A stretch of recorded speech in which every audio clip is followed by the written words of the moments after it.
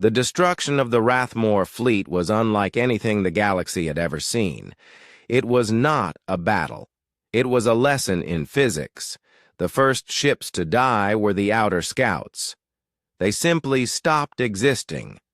One moment they were reporting normal space conditions. The next moment their signals went quiet.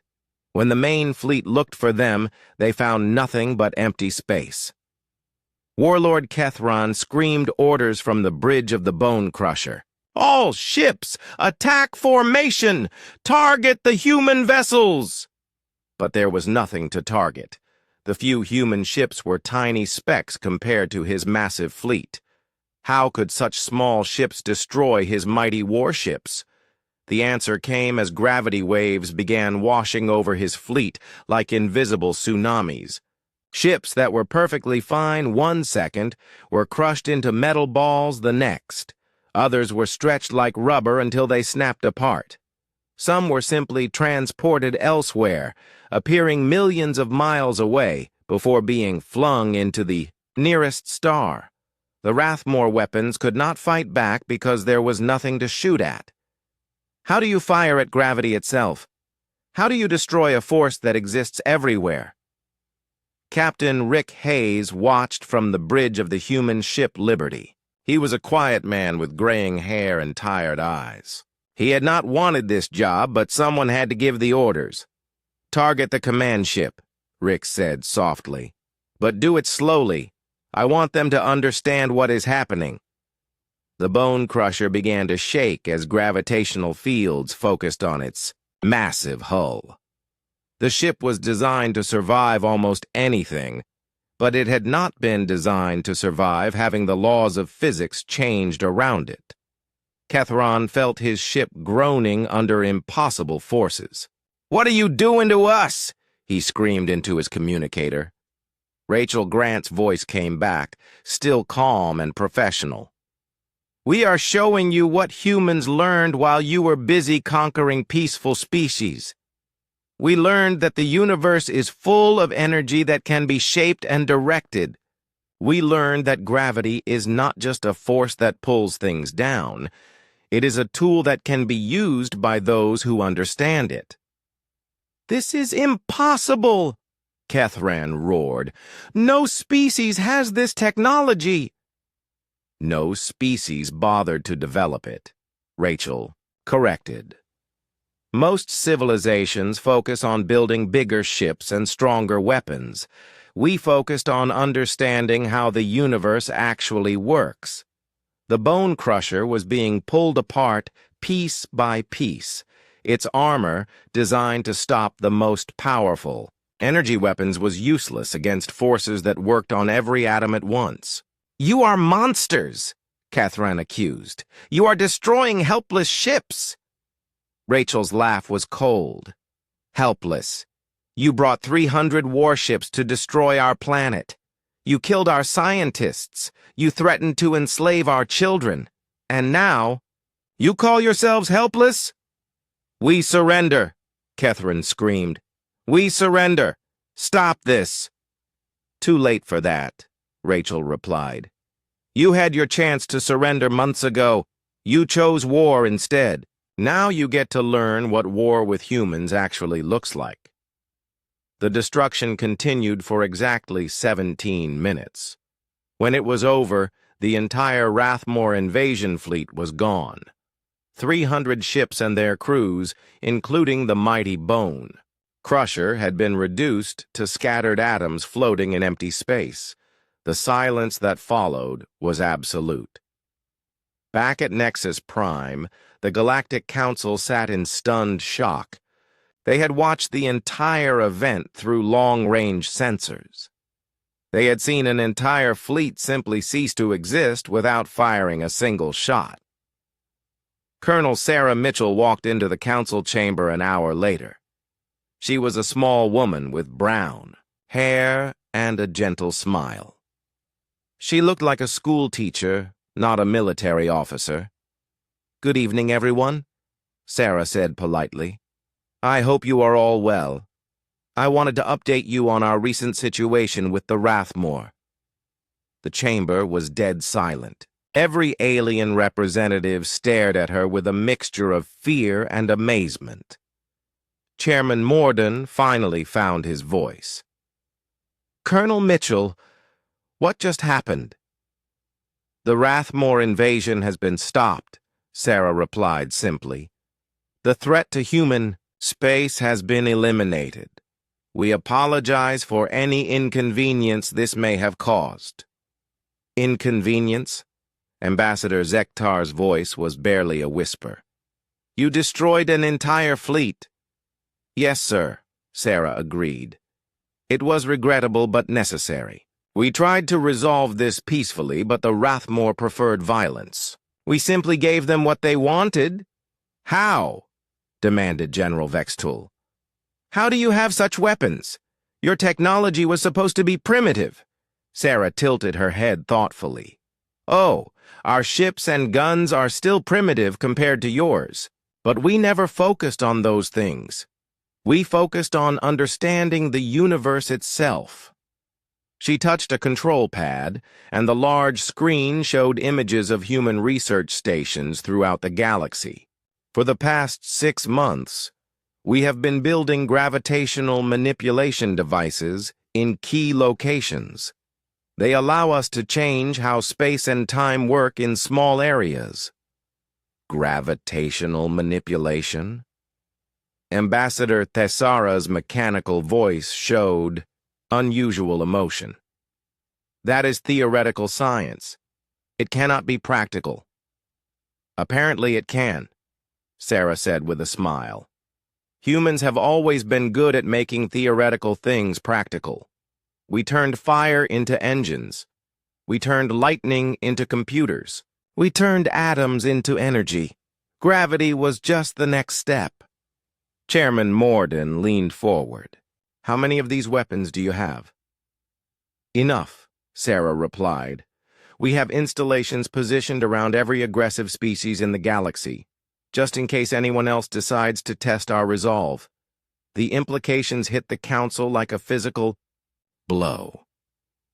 While humanity had been presenting themselves as harmless newcomers, they had quietly built the means to destroy any civilization that threatened them. "You have been planning this all along," accused Ambassador Lyrian. Her tree-like features showed deep concern. "Not planning," Sarah corrected, "hoping we would never need to use them. We built these systems as insurance, nothing more. We genuinely wanted to be peaceful members of the galactic community."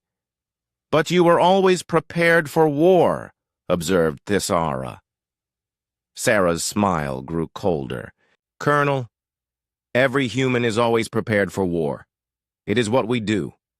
The difference is that we prefer not to fight unless someone forces us to." "What happens now?" Chairman Morden asked. "Now we continue as before," Sarah said. "We will trade fairly, share our knowledge, and respect our neighbors. The only difference is that everyone now understands the consequences of threatening humanity." She paused, looking around the chamber at the frightened alien faces. "We are still the same polite, friendly species you met a year ago. We still say please and thank you. We still apologize when we make mistakes. We still want to be good neighbors." "But," prompted Morden. "But you now know that our politeness is a choice, not a weakness," Sarah finished. "We are nice to people because we want to be nice, not because we have to be." The Council voted to grant humanity full membership that same day. The vote was unanimous. No one wanted to risk offending the species that could erase entire fleets without firing a shot. Over the following months, the galaxy became a much more peaceful place. Aggressive species suddenly discovered diplomacy. Bullies learned to negotiate instead of threaten. Wars became rare as everyone remembered what had happened to the Rathmore. Humanity kept their promises. They traded fairly, shared their knowledge, and helped solve disputes. They were polite and friendly to everyone they met, but every species In the galaxy now understood an important truth about humans. When they said please and thank you, it was not submission. It was courtesy. The courtesy of an apex predator giving its prey a chance to be civilized. And when humans stopped being polite, entire civilizations could simply stop existing. The galaxy had learned to appreciate good manners. After all, the alternative was much worse than anyone had imagined. Sarah Mitchell often smiled when she thought about it. Humanity had taught the galaxy the most important lesson of all. It is much better to be friends with humans than enemies, because when humans were your friends, they said please and thank you. When they were your enemies, they said nothing at all. They just made you disappear. The Rathmore war fleet was magnificent and terrible. 300 ships hung in space like dark metal sharks, their hulls bristling with weapons. At the center of the formation was the massive dreadnought Bone Crusher, Warlord Kethran's flagship. It was the size of a small moon, painted black with red markings that looked like blood. Kethran stood on his command bridge, staring at the blue planet ahead. Earth looked peaceful and helpless. A few small human ships orbited the planet, but they were nothing compared to his mighty fleet. "Open communications," Kethran ordered. His voice echoed through the bridge, where dozens of Rathmore officers worked at weapon controls. The main screen flickered to life, showing the bridge of a human ship. Admiral Rachel Grant sat in the captain's chair, looking calm and professional. She had dark hair pulled back in a neat style and wore a simple blue uniform. "Greetings, Warlord Kethran," Rachel said politely. "Thank you for accepting our communication request." Kethran laughed, a harsh sound that made his officers smile. "You should be begging for mercy, not thanking me. This is your last chance to surrender."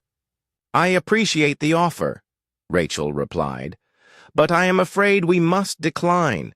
We have tried very hard to resolve this peacefully, but you have made that impossible." "Peaceful?" Kethran roared. "You dare speak of peace when my fleet surrounds your pathetic planet?" Rachel's expression did not change. "Yes, sir. We tried diplomacy. We tried reasoning with you. We even tried ignoring your threats. But some people mistake kindness for weakness." "Because kindness is weakness, you fool.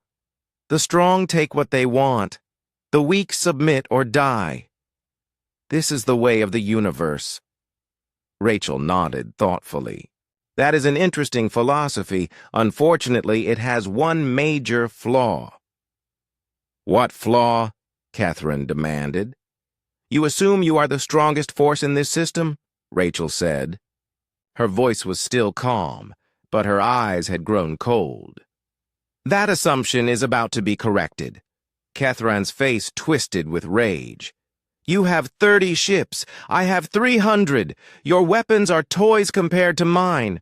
What can you possibly do against me?" Rachel smiled. It was not a warm smile. "You wanted to see what humans do when we stop being polite. The Council has evacuated all friendly ships from this area. Thank you for your patience during these preparations." "Patience?" Kethran was confused now. What preparations? He had been watching the human ships for hours. They had not done anything except move into defensive positions. For the past 6 months, you have been wondering what those human research ships were doing all over the galaxy, Rachel continued. You thought we were running away or hiding our valuables. You were wrong. The main screen on Rachel's ship changed to show a star map. Red dots appeared at dozens of locations throughout the galaxy. Each dot was in a different star system. Those were not research missions, Rachel explained. Those were construction projects. We have been very busy while you were making threats. Kethran stared at the star map. The red dots were everywhere. Some were near Rathmore territory. Some were in empty space. Some were around systems he had never heard of. Construction projects, he growled. What did you build? Tools, Rachel said simply. Very special tools.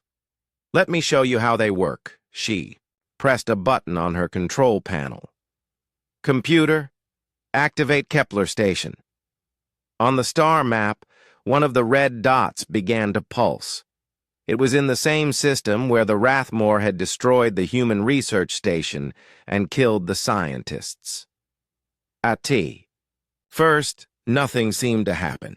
Then Catherine's sensor officer called out in alarm. Sir, something is happening in the Kepler system. What? Catherine demanded. The star is changing, sir. The gravitational field is fluctuating. I do not understand the readings. On the main screen, Rachel was still smiling that cold smile. The Kepler system contained some very special equipment, she said. Equipment that can change how gravity works in a small area of space. Suddenly, the space around Kepler's star began to twist. The star itself started to collapse, not naturally, but in a controlled way. Its gravity became focused into a beam that shot across space like an invisible spear. The beam hit 3 Rathmore patrol ships that were guarding the edge of Kethran's territory. The ships simply vanished. No explosion, no debris, no distress. Calls. One moment they were there, the next moment they were gone, their atoms scattered across light years of space. The Rathmore bridge fell silent. 3 ships and their crews had just been erased from existence. That was a demonstration, Rachel said calmly. Those ships were empty space between us and Kepler, but the principle is the same. Kethran's mouth was dry. How? How is this possible? Humans have been studying gravity for a very long time, Rachel replied. We learned how to make it stronger or weaker in small areas. We learned how to focus it like a lens focuses light, and we learned how to do it from very far away. She pressed another button. Computer, show Warlord Kethran the full network. The star map changed. Now it showed hundreds of red dots throughout the galaxy. They formed a web of connections, each one linked to the others. Every inhabited system in Rathmore space is now within range of our gravitational weapons, Rachel explained. Your home worlds, your military bases, your supply stations, all of them. Kethran realized the truth with growing horror. Those harmless human scientists had been building weapons. Not ships or bombs or energy cannons, but something far worse. They had turned the force that held planets in orbit into a tool of destruction. You cannot do this, he whispered. It is impossible. Gravity cannot be controlled. Apparently it can, Rachel said. We learned a lot from studying your conquest of peaceful species. We decided we did not want to become another trophy in your collection. The communications officer on the Bone Crusher was frantically trying to contact the missing patrol ships. Nothing came back except empty space. This is a trick, Kethran said, but his voice lacked conviction. Some kind of illusion, Rachel sighed. Computer, activate the weapons around the Talos system. Talos was a Rathmore military base with no civilian population. It contained 3 armed space stations and a small fleet of warships. On the screen, Kethran watched in horror as gravitational beams converged on the Talos system from 6 different directions. The space stations were crushed into tiny balls of metal before being flung into the system's star. The warships tried to escape, but gravity waves caught them and tore them apart piece by piece. In less than 5 minutes, an entire military base ceased to exist. That was another demonstration, Rachel said. but I think you understand the situation now. Catherine's legs felt weak. He sat down heavily in his command chair. "What do you want?" he asked. "Nothing from you," Rachel replied. "We tried to want nothing from you months ago, but you insisted on threatening us. You killed our people. You made this personal." "I will withdraw my fleet," Catherine said quickly. "We will leave your space.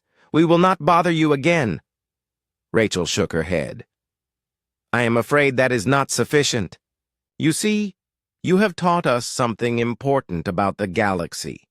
You have shown us that there are species who only understand violence. Species who will keep attacking until they are stopped permanently."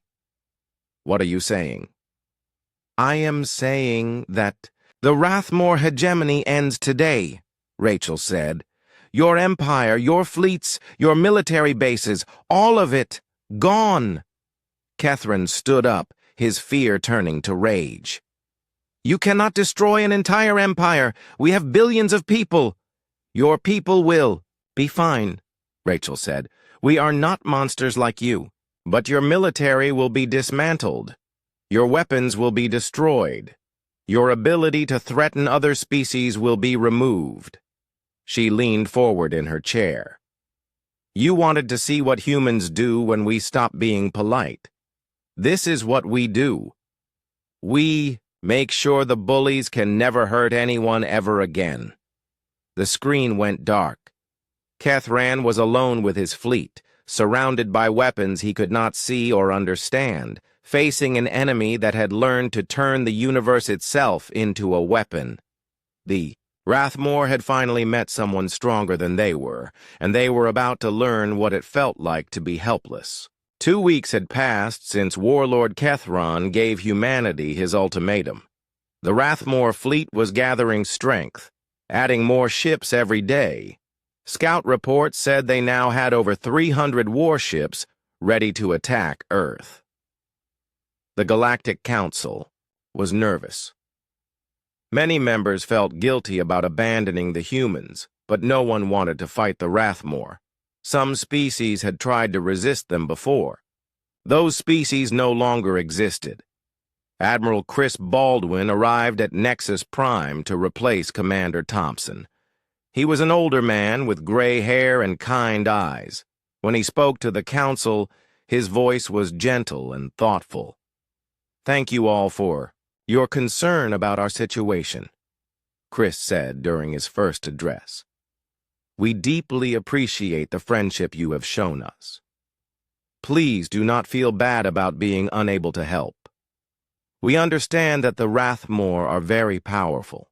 Chairman Mordun shifted uncomfortably in his chair. "Admiral Baldwin, has your government made a decision about Warlord Catherine's demands?" Chris smiled sadly. "We are still discussing it, Chairman. These are difficult choices for our people. We have never faced anything like this before. Perhaps surrender would be wise," suggested Ambassador Thisara from the Thelvar. Her mechanical voice showed no emotion. "The Rathmore usually allow conquered species to survive if they submit completely." "That is good advice," Chris replied. "We are considering all options. Thank you for thinking of our welfare." But strange. Reports were coming in from across the galaxy. Human ships were showing up in the oddest places. A research vessel was spotted near a dead star in the outer rim. A cargo ship was seen heading toward an empty system with no planets. A survey team was working in an asteroid field that had no valuable minerals. When questioned, the human crews were always polite and helpful. They said they were conducting scientific research or geological surveys. They shared their data freely and invited alien scientists to observe their work. Dr. Sam Peterson was leading one of these research teams. He was a friendly man who loved to explain his work to anyone who would listen. When a Velnari patrol ship stopped his vessel near a gas giant, he was happy to show them around. "We are studying planetary formation," Sam explained as he led the aliens through his ship. This system is perfect for understanding how gravity affects stellar debris. The Velnari captain looked at the equipment filling Sam's cargo hold. Most of it looked normal, but some devices were strange. "What are these machines for?" he asked. "Oh, those are terraforming tools," Sam said cheerfully. "We are testing new ways to change the environment of dead worlds. Earth is getting crowded, so we want to learn how to make new planets suitable for life." "Terraforming is very advanced technology," the captain said. "We did not know humans had such capabilities." Sam laughed and scratched his head. "Well, we are not very good at it yet. These are just experiments. We probably will not succeed, but we have to try something." The Velnari left, satisfied that the humans were just curious scientists playing with technology they did not really understand. The report they filed described the encounter as routine. Similar encounters happened all over the galaxy. Human teams were always doing research or experiments. They were always friendly and open about their work. They seemed like harmless academics trying to learn new things. But the timing was suspicious. Why were humans spreading across the galaxy just before an invasion? Some council members began to wonder if the humans were planning to run away and abandon their home planet. Admiral Baldwin addressed these concerns during a council session. "Some of you have asked about our research activities," he said. "I want to assure you that we are not abandoning Earth. These projects were planned long before our current difficulties." "What kind of research requires so many ships?" asked General. "Vextal from the Krishan Empire. We are trying to understand how life spreads through the galaxy," Baldwin replied. "Earth is the only planet we know that developed our kind of life.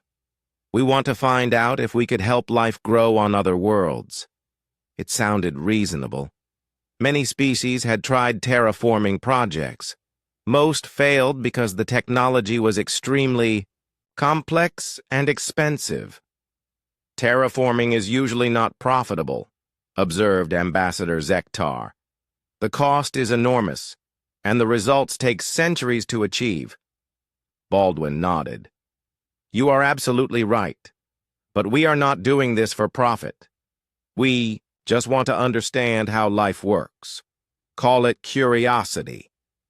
That same day, terrible news arrived from the frontier sector. A Rathmore raid had destroyed a human research station in the Kepler system. 23 human scientists were killed. The survivors were taken as slaves. The attack was broadcast across the galaxy. The Rathmore wanted everyone to see what happened to species that resisted them.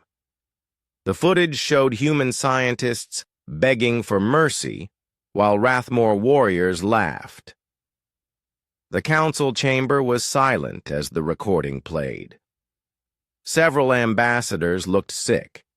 Even species that usually supported the Rathmore seemed disturbed by the brutality.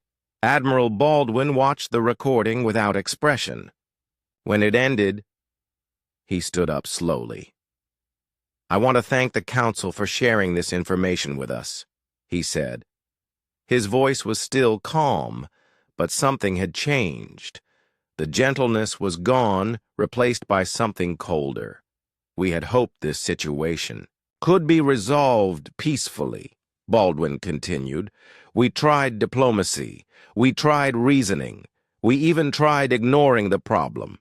But it seems some people do not understand anything except violence." Chairman Morden leaned forward. "Admiral, what are you saying?" Baldwin turned to face the entire council. His eyes were hard now, like ice. "I am saying that humanity has tried being polite. We have tried being reasonable. We have tried being understanding. But our patience has limits." "You cannot fight the Rathmore," Warlord Kethran said. He had been quiet during the session, but now he stood up. My fleet will reach your system in 5 days. Surrender now, and I might let some of your people live." Baldwin looked at the massive warlord. The human was tiny compared to the alien warrior, but he did not seem afraid. "Thank you for the offer," Baldwin said. "But I think there has been a misunderstanding. You seem to think we are helpless. You seem to think we have no choice but to submit." "You do not," Kethran growled. "Your ships are weak. Your weapons are primitive. You have no allies. What choice do you have?" Baldwin smiled. It was not a nice smile. "We have the choice to stop being polite." The chamber erupted in confused voices. What did that mean? How could politeness be a choice? Baldwin raised his hand for silence. "The Council has 3 hours to evacuate all non-Rathmore vessels from the target zone around our system. We apologize for the short notice, but some demonstrations cannot wait." "What demonstration?" Chairman Morden demanded. "You wanted to see what humans do when we stop being nice," Baldwin replied. "Warlord Kethran has been very eager to test our resolve. We have decided to grant his request." Baldwin turned toward the exit, then stopped. "Oh, and Chairman, you might want to warn the other council members. When humans stop saying please and thank you, things tend to get very dangerous very quickly." He left the chamber, his footsteps echoing in the sudden silence. 3 hours later, every non-Rathmore ship fled the area around Earth. The council members did not understand why, but something in Baldwin's voice had terrified them. They were about to learn why humanity had been so polite for so long. It was not because they were weak. It was because they were giving everyone else a chance to be civilized before they showed what uncivilized really looked like. 6 months had passed since humanity joined the galactic community. The humans had kept their promises. They traded fairly, shared their art and music, and caused no trouble. Many council members were starting to like them, but trouble was coming, from a different direction. The hegemony of Rathmore was expanding again. They were a military empire that controlled 17 star systems. Their ships were dark and covered with weapons. Their soldiers were trained from birth to fight and conquer. The Rathmore had just attacked and conquered the peaceful Mirandal system. The Mirandal were a gentle people who lived on floating cities above their ocean planet. They had surrendered, without a fight, hoping the Rathmore would spare their children. They were wrong. Now the Rathmore fleets were moving toward human space. Their ships gathered at the edge of the galaxy like storm clouds. Everyone knew what this meant. Emergency council session was called at Nexus Prime. The great chamber filled with worried voices. Representatives from dozens of species argued about what to do. Commander Lisa Thompson sat in the human section. She was new to the council, serving as Earth's military representative. She was young and calm, with short blonde hair and steady blue eyes. She listened to the arguments without saying anything. Warlord Kethran stood at the center of the chamber. He was bigger than ever, his muscles bulging under his armor. "The soft pink mammals will make good slaves," he announced. "My forces will reach their system in 1 cycle. They should surrender now and save everyone trouble." Several council members protested, but their voices were weak. Everyone knew the Rathmore were too strong to fight. Their military was massive and brutal. No single species could stand against them. Chairman Morden looked tired. "The Council does not approve of conquest," he said, "but we cannot force the Rathmore to stop." "What about the humans?" asked Ambassador Lyrian. "Should we not warn them?" Kethran laughed, a sound like rocks falling. "They already know. I sent them a message. I told them what would happen to species that resist me." Lisa Thompson finally stood up, All eyes turned to her. She was small compared to most aliens in the room, but she did not seem afraid. "Excuse me," Lisa said politely. "May I speak?" Chairman Morden nodded. "Of course, Commander Thompson." Lisa walked to the center of the chamber. Her steps were quiet on the smooth floor. "Thank you, Chairman. I want to address Warlord Kethron's statements." She turned to face the massive Rathmore leader. "Sir, I believe there has been a misunderstanding. Humanity has no interest in conflict with your people. We respect your strength and your achievements." Kethron stared down at her. She was like a mouse standing before a lion. "There is no misunderstanding, little mammal. You will submit or be destroyed." Lisa smiled. It was a gentle, friendly smile.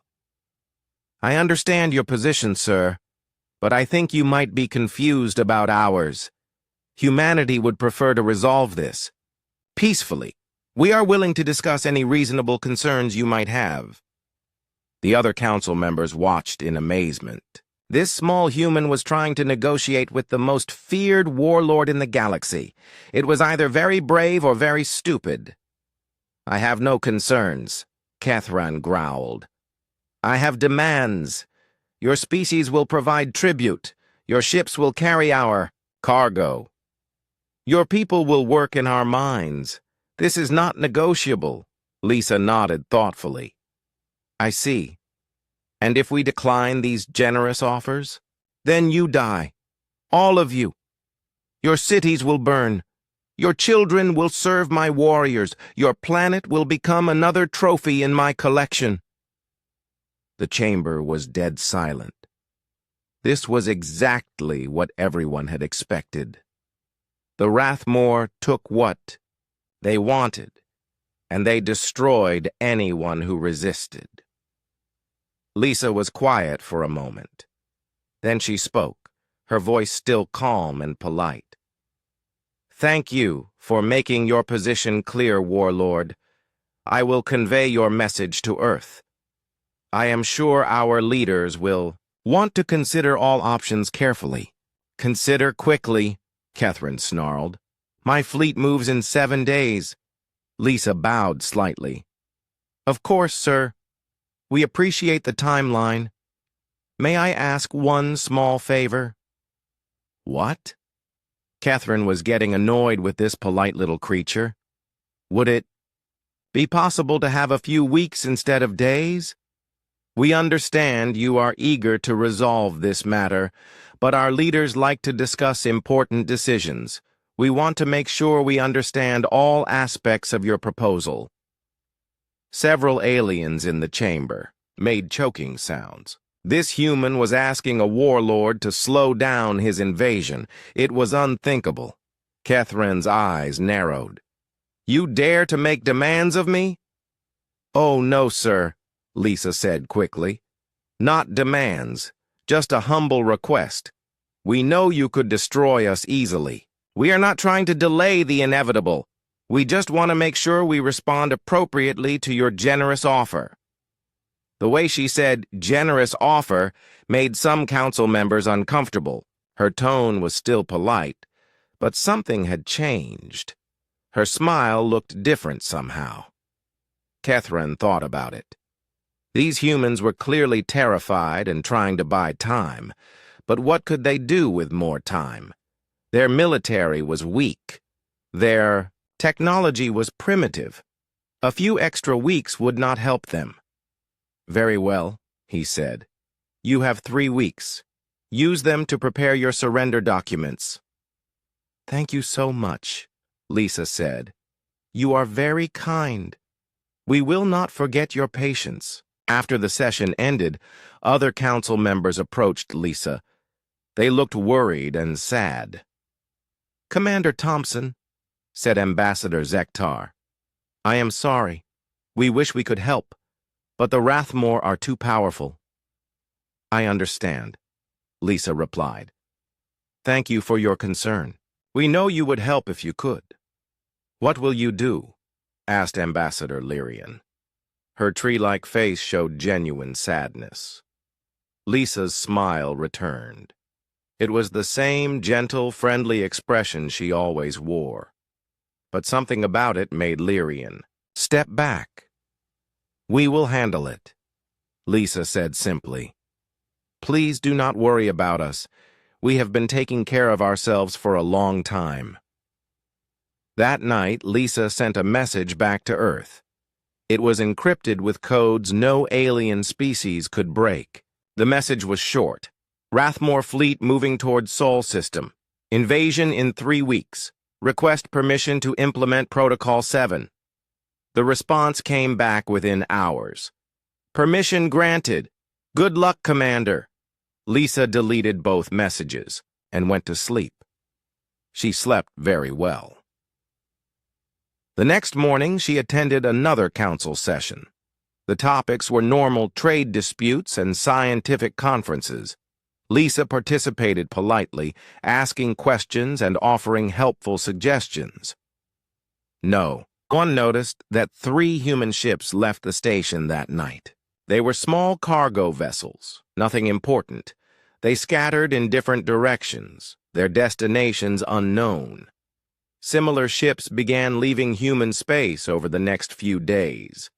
Trade vessels heading to distant systems, research ships exploring empty sectors, survey teams investigating worthless asteroids. The aliens who saw them assumed the humans were trying to evacuate their valuables before the Rathmore arrived.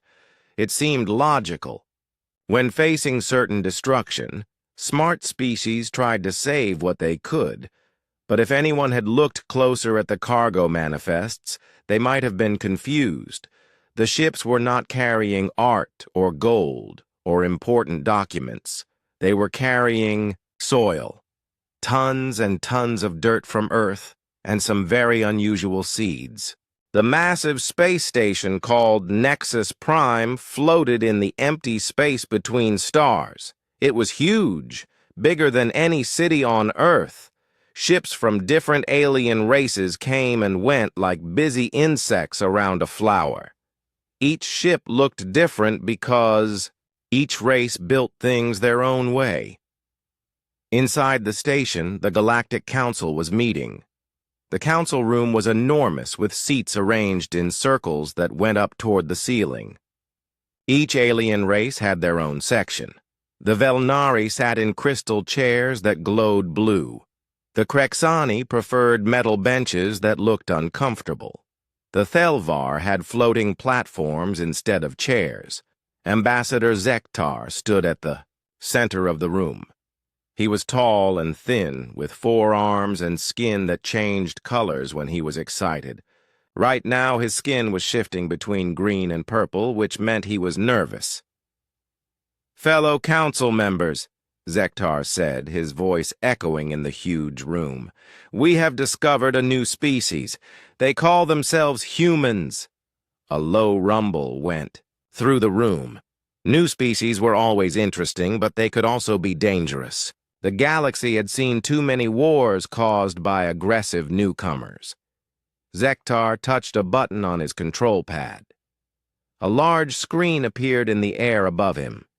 It showed a small blue and green planet orbiting a yellow star. "They come from the 3rd planet in their system," Zektar continued. "They call it Earth. We have been watching them for 3 cycles now. They seem to be peaceful." Chairman Mordun leaned forward in his chair. He was old, even for his species. His people lived for thousands of years, and he had seen many species rise and fall. "What makes you think they are peaceful?" he asked. "Their communications, Chairman. Every message they send is polite. They use words like please and thank you and excuse me. They seem worried about offending us." This caused a stir in the council. Most species in the galaxy were direct in their speech. The Krexani said what they meant without caring about feelings. The Zorthak made demands and expected obedience. The idea of a species that worried about being rude was strange. "Show us these communications," said Warlord Kethron from the Rathmore section. He was a large, scary creature with thick skin and small, mean eyes. His people believed that strength was the only thing that mattered. Zektar pressed another button. The screen changed to show a recording. A human face appeared. It was Captain Jake Morrison, though the aliens did not know his name yet. He had brown hair and kind eyes. When he spoke, his voice was calm and friendly. "Greetings to whoever receives this message," Jake said on the recording. "We are humans from the planet Earth.